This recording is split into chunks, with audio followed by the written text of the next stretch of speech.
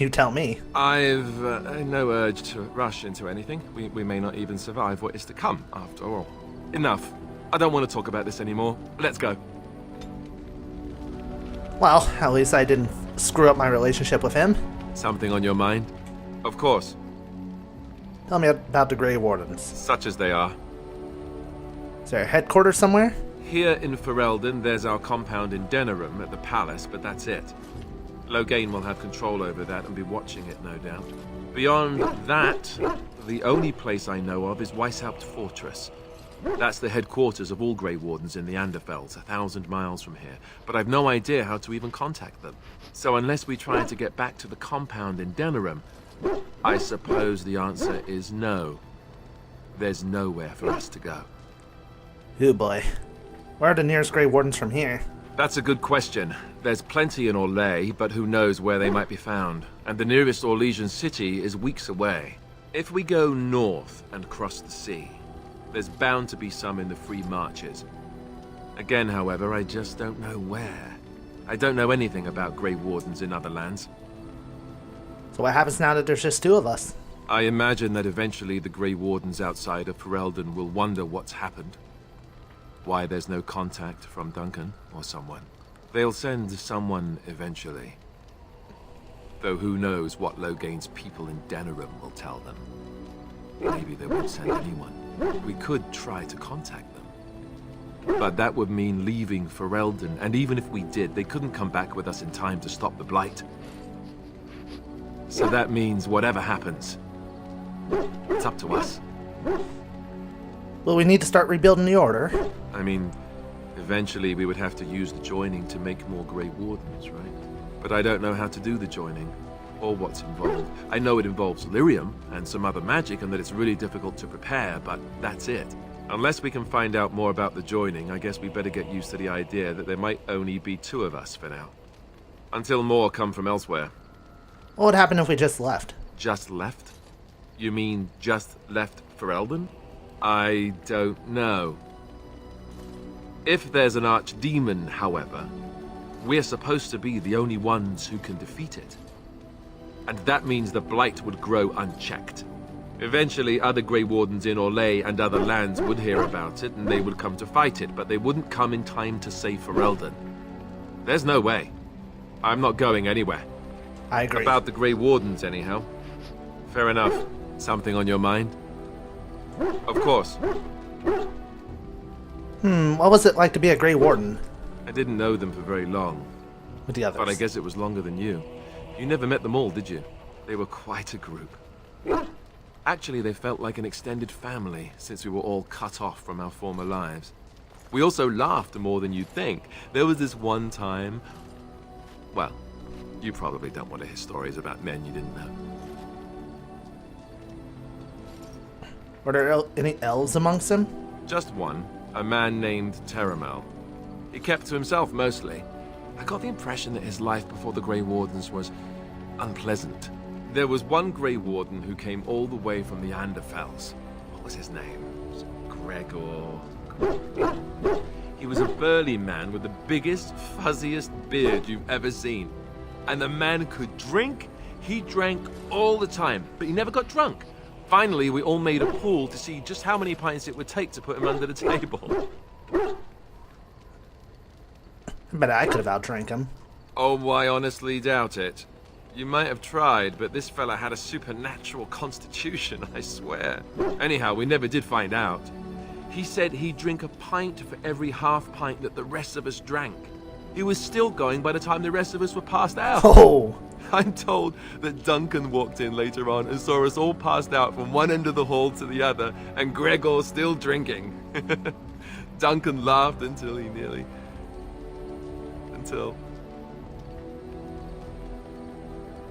I'm sorry. Yes, I suppose so. I thought I was done with this, but it just struck me that I have nothing to remember Duncan by. Nothing at all. There's no body, not even a token of his that I could take with me. That must sound really stupid to you. Not at all. I just would have liked something of his to take with me, that's all. Well, There's no use in moaning about it, is there? He's gone. Let's just go. Poor guy. I'm wondering something. I'd like to know your thoughts about some of our traveling companions. Do you mind if I ask? Go ahead, I don't mind. What about Sten? The way he looks at me with those eyes. Creepy. He's standing right behind you. He's so quiet for someone so big. He's dedicated. I'll give him that. Yet he doesn't seem quite so bad as the Chantry tells us. According to them, his philosophy is vile and evil. Yet he seems so reasonable. Oh shit, he's coming this way. Yet he killed all those people. He doesn't even deny it. Doesn't that bother you? He seems to regret what he did. I'm not so sure that his regret means the same as it would for us. The Kunari sense of honor is a bit hard to grasp. For me, anyway. What about Liliana? Is she crazy? Or do you really believe in her vision? Could be true. Who to say it isn't? Maybe you're right. It's not as if she could have known that we needed help so desperately after all. Yet, there she was. I don't know what to make of her. If you look at her when she doesn't see you, she just looks so sad. I almost feel guilty taking her away from her life. It was her choice. Yes, I know. Still, I feel badly for her. Morrigan, do you trust her? Think about it. Maybe Flemeth sent her with us for some other reason than she said. What reason could she have to betray us? Hello? Have you met her? I think she'd need a reason not to betray us.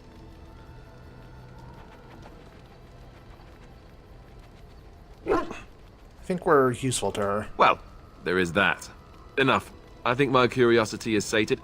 Let's get back to it, shall we? Alright. That was interesting.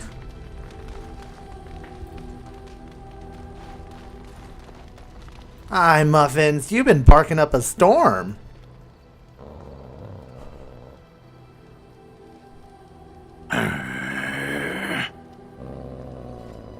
What the hell?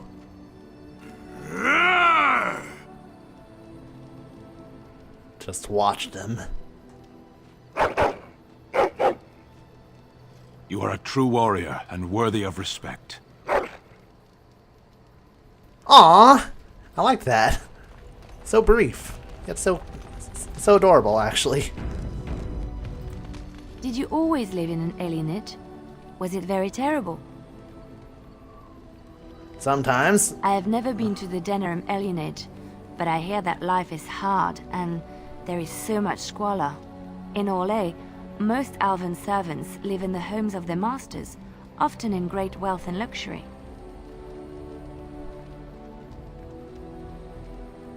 I did not know that.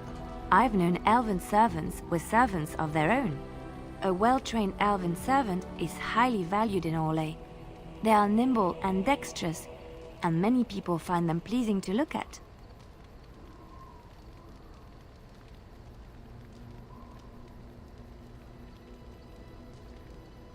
Like a prize-winning animal? No, I did not mean it that way. Oh, my words were clumsily chosen. I did not mean to offend. I am sorry.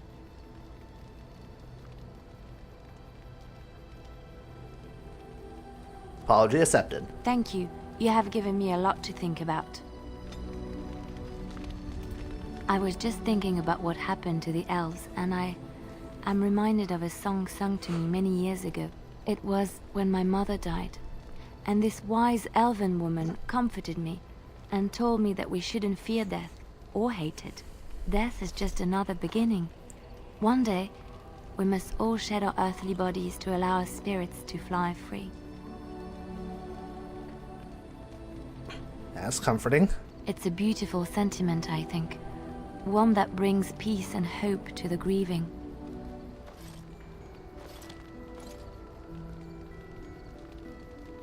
Oh shit.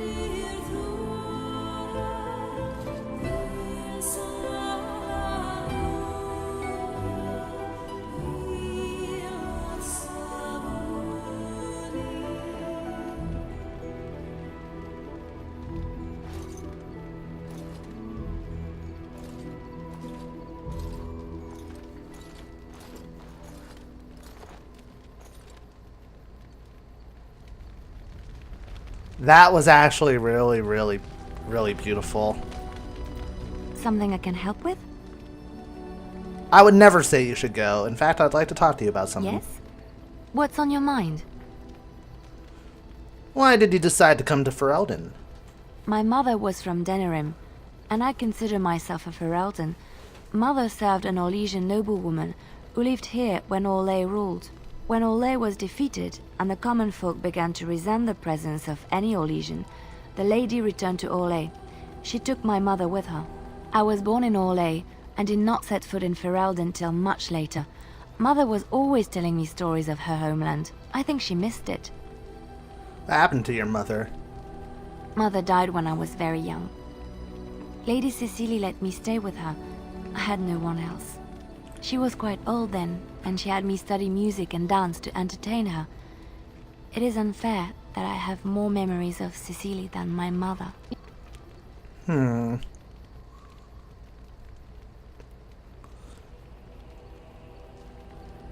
What was she like? She was an elderly lady, very refined and proper. She had impeccable manners and taste, more so than a lot of Orlesian ladies. Cecily was also kind. My mother was unmarried and with child. It was scandalous, and Cecily had every right to turn my mother out. She didn't. Strangely, the only thing I really remember of Mother was her scent. She kept dry flowers in her closet amongst her clothes, small white Ferelden wildflowers with a sweet fragrance. Mother called them Andrastis Grace. They were very rare in Orlais. But enough about that. Let us move on. I gave her some of those, actually.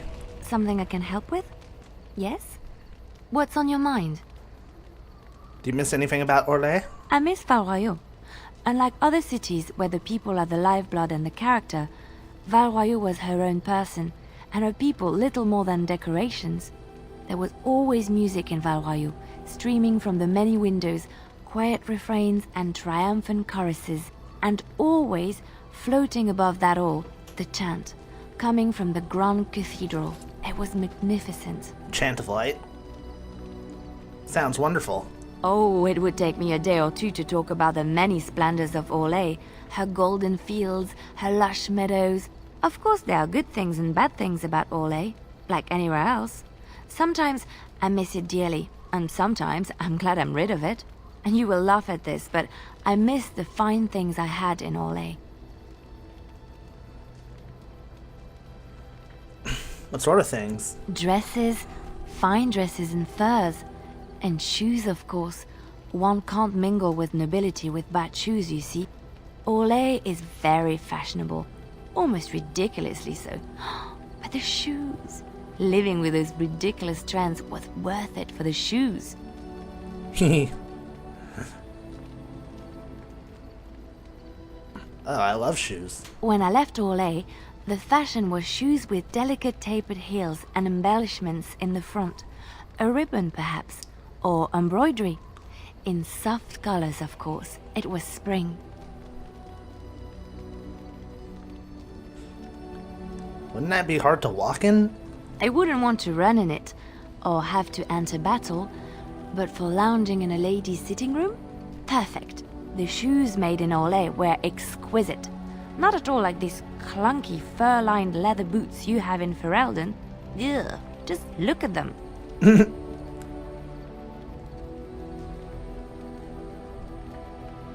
Oh, well, you don't need fancy shoes to make you beautiful. Thank you.